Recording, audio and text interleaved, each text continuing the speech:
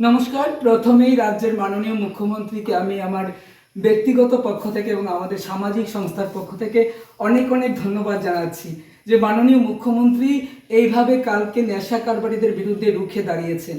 আর আমার মনে হয় এটা আমাদের সকলের করা উচিত এবং আমাদের নেশামুক্ত সমাজ গড়ে তোলার জন্য, যুব সমাজকে ধ্বংসের হাত থেকে রক্ষা করার জন্য এবং ভবিষ্যৎ প্রজন্মকে একটি নেশামুক্ত প্রজন্ম হিসাবে গড়ে তোলার জন্য মাননীয় মুখ্যমন্ত্রীর সাথে আমাদের সকলের হাতে হাত মিলিয়ে এই নেশামুক্ত সমাজ গড়ে তোলার কাজে ঝাঁপিয়ে পড়া উচিত।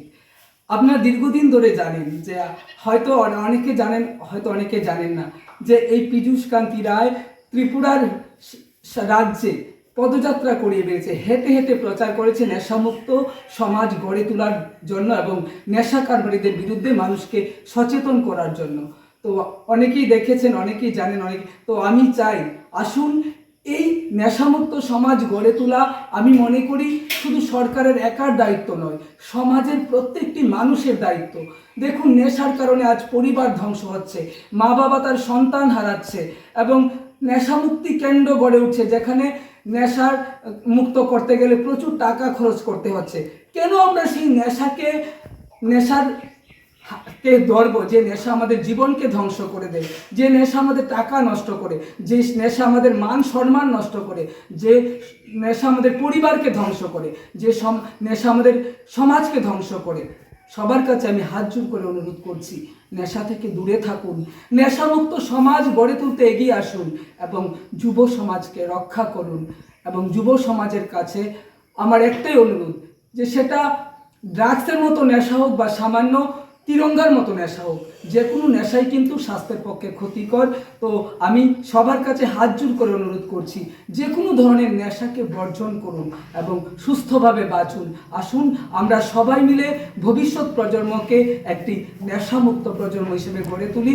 এবং মাননীয় মুখ্যমন্ত্রীকে আমি আবারও প্রণাম জানাচ্ছি যে আপনি এত সুন্দর করে গতকাল ভাষণ দিয়েছেন। আমি আপনার কথাটা বারবার শুনছিলাম।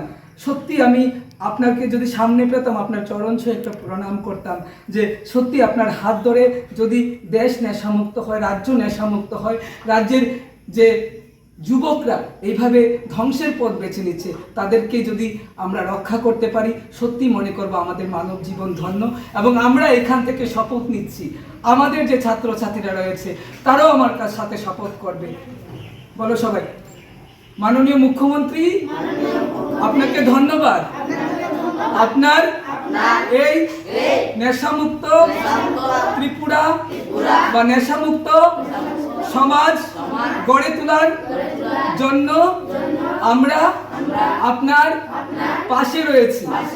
আমরাও চেষ্টা করব আমাদের এই রাজ্য যেন নেশামুক্ত থাকে এবং আমরা শপথ করছি আমরা কোনোদিন কোনো প্রকার নেশা জাতীয় দ্রব্য সেবন করব না এবং আমাদের ভাই বোন সবাইকে নেশামুক্ত রাখতে আমরা মন প্রাণ দিয়ে কাজ করব।